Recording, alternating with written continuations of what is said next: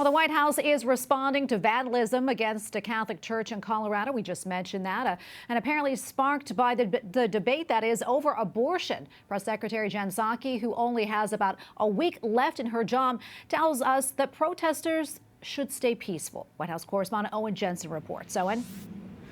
Yeah, Tracy, what a shame to see the pictures of that Catholic church in Colorado defaced with pro-abortion slogans. You saw them last night on EWTN News Nightly, and I asked the White House directly about it.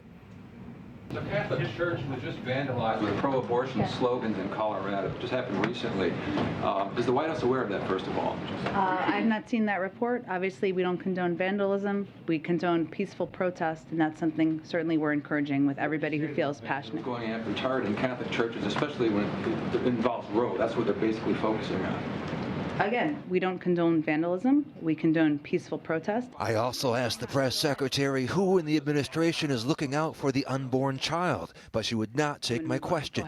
She did, however, introduce Karine Jean-Pierre, who is taking over as press secretary in just days. She was once the campaign manager for the ACLU's Reproductive Freedom Initiative, a pro-abortion campaign. Meanwhile, the U.S. Conference of Catholic Bishops is issuing a call to action, asking voters to tell their senators to vote no on the so-called Women's Health Protection Act, writing, "In treating abortion as the moral equivalent to the removal of an appendix, this proposal is radically out of step with the American public. I strongly urge you to reject this bill." Meanwhile, President Joe Biden, who has continued to call for the codification of Roe, flew to the Cincinnati area today, visiting a manufacturing plant to discuss 3D printing and pushing Congress to pass the Competition and Innovation Bill.